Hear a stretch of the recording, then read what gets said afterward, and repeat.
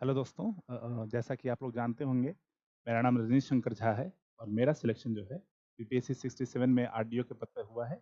मेरा 335 रैंक है। अभी तक आप लोग मेरे चैनल पे मेरा ऑडियो जो है वो सुनते आए हैं।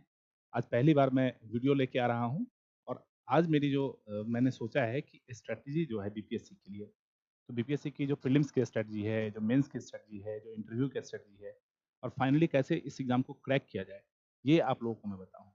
अभी से पहले जो बीपीएससी टीचर वाला एग्ज़ाम हुआ था, मैंने उसको भी क्वालिफ़ाई किया था और मैं पहले से भी बिहार सरकार में टीचर के पद पे कार्यरत हूँ।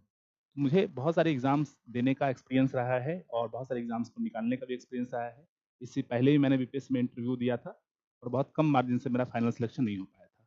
और इस बार जो है फाइनली 67 में मेरा सिलेक्शन हो गया है आरडीओ के पद पे। तो चलिए हम बात करते हैं कि बीपीएससी में अगर आप देखेंगे कि बीपीएससी के लिए आवश्यक क्या है?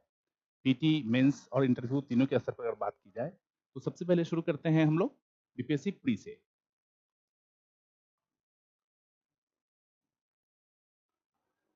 आप सभी को पता है कि बीपीएससी प्री में अगर आप बात करेंगे, तो कुल क्या होते हैं 8 सब्जेक्ट होते हैं, ठीक है? History, geography, polity, science, current,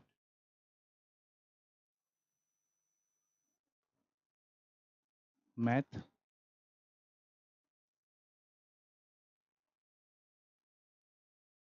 economy और बिहार स्पेशल,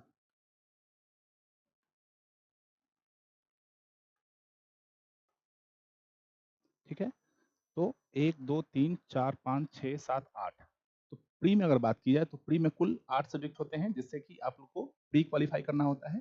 अगर आप पहले से भी बीपीएससी एग्जाम देते रहे हैं तो आपको पता है कि इसमें कुल 4 सब्जेक्ट होते हैं, हिस्ट्री, साइंस, करेंट अफेयर और बिहार स्पेशल।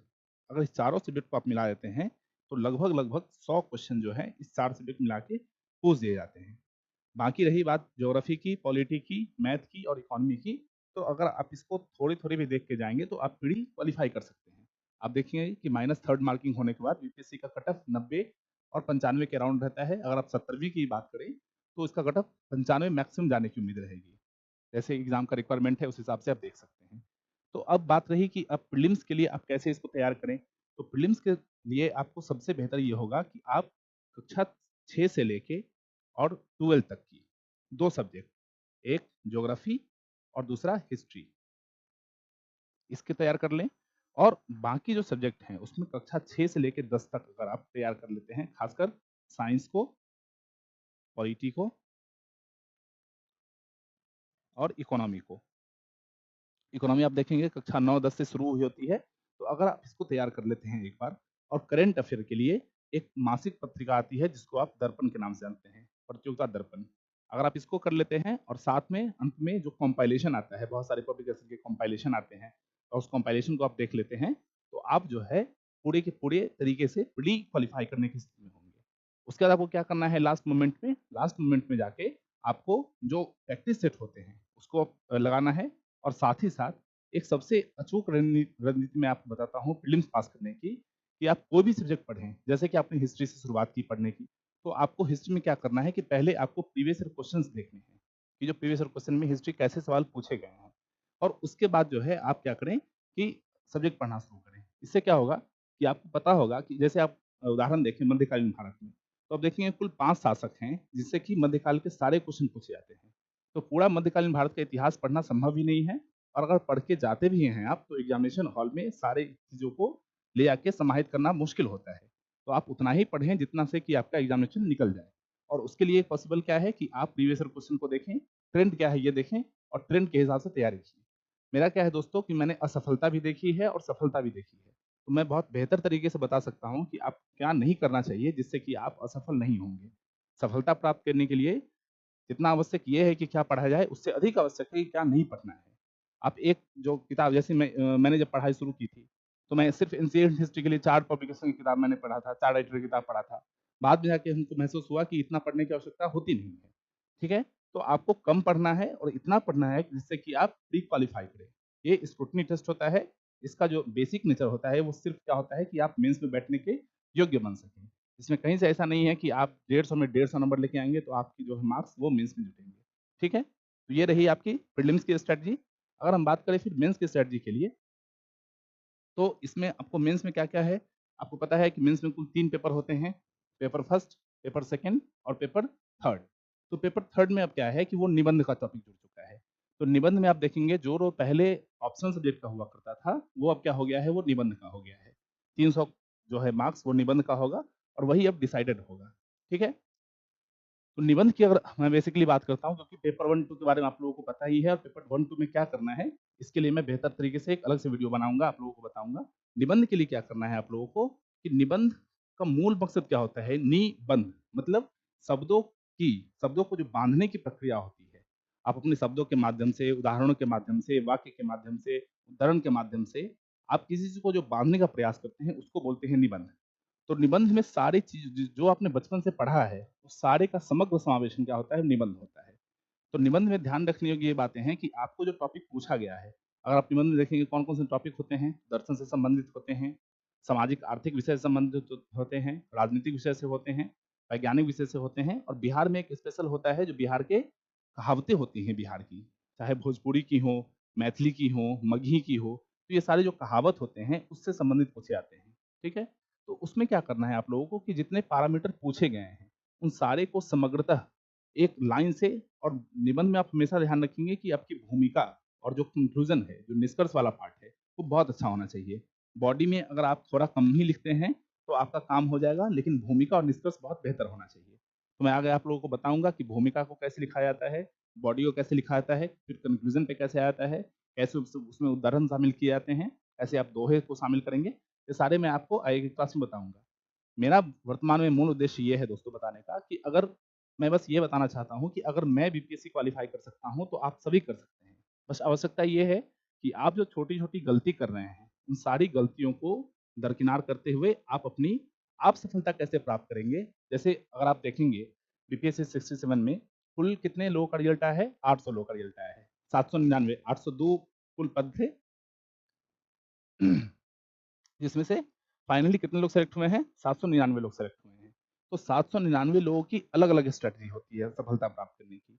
अब आपको ये चुनना है कि आप अपने सफलता को कैसे प्राप्त करना है आपको। आपकी क्या कौन से सब्जेक्ट मज़बूत हैं, कौन से सब्जेक्ट कमज़ोर हैं। जैसे अगर आप बात करेंगे प्रीलिम्स में ही, तो ये 8 कुल सब्जेक्ट हैं।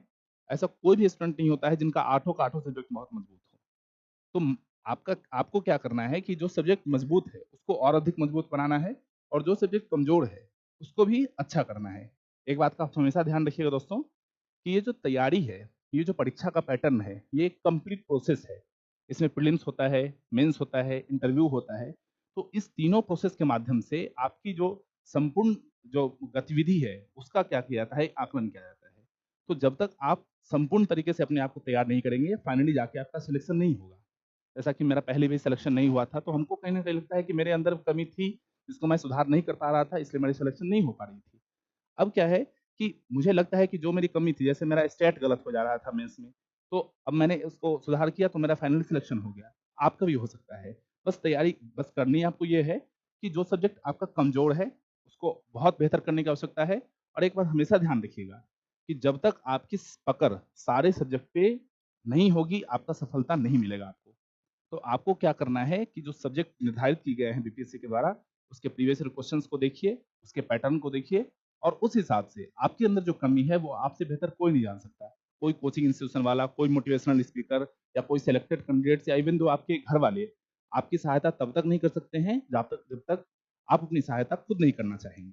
तो आपको क्या करना है कि जो सब्जेक्ट दिए गए हैं, जो निर्धारित पाठ्यक्रम है बीपीएससी के द्वारा, उसको बहुत ही बेहतर तरीके से तैयार करना है और तैयार करने के बाद क्या करना है कि उसके पैटर्न को देखते हुए अपनी तैयारी को नई दिशा प्रदान करनी है, ठीक है?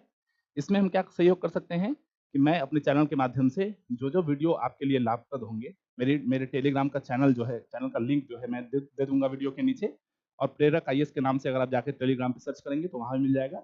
वहाँ पे आके आपकी जो भी क्वेरी है, आप हमसे पूछ सकते हैं डायरेक्टली। तो जो भी मदद हो सकेगा, संभव मदद, वो मैं करने का प्रयास करूँगा आप लोगों के लिए। और इसके अलावा जो वीडियोज़ होंगे सब्जेक्ट से, मैं उसको भी चाहूँगा कि ट्रेनिंग में जाने से पहले मैं उसको पूरा कर सकूँ आपके लिए। बता सकूँ अलग-अलग सब्जेक्ट के लिए, अलग-अलग पेपर के लिए क्या-क्या स्ट्रैटेजी होगी, कौन-कौन से बुक लिस्ट होंगे, कैसे आपको तैयार करना है, ये सारी चीज़ मैं बताने का प्रयास करूँगा।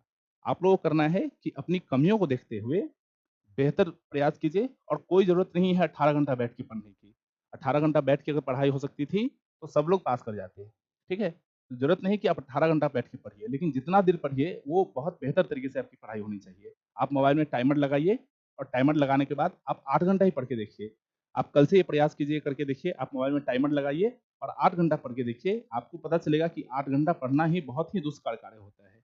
तो आपको पढ़ना उतना ही है, जितना कि आपसे हो पाए। बहुत ज़्यादा पढ़ने की आवश्यकता नहीं है, आवश्यकता ये है कि आप उतना पढ़ें जितना कि एग्ज़ामिनेशन हॉल में ले आ सकें और जो आपकी परीक्षा के लिए उपयोगी है। ठीक है? तो आपसे फिर मैं अगली वीडियो में मिलता हूँ। मेरा उद्देश्य ये था कि अपने बारे में इंट्रो देना था आप लोगों के सामने में कि मेरा सिलेक्शन हुआ है और मैं आप लोगों को अपने प्रेरक आईएएस जो मेरा यूट्यूब चैनल है, उसके माध्यम से मैं आप लोगों को पढ़ाने का प्रयास करूँगा और आगे आप लोग की जो-जो भी समस्याएँ होंगी, क्योंकि मैं एज़ ए स्टूडेंट रहते हुए मैंने उस समस्याओं को झेला है, उस समस्याओं से निजात पाई है, तो आपकी जो-जो समस्याएँ होंगी उसको मैं दूर करने का प्रयास करूँगा अपने स्तर पर। ठीक है? तो मिलते हैं आपको आपके से अगले वीडियो में, तब तक के लिए धन्यवाद।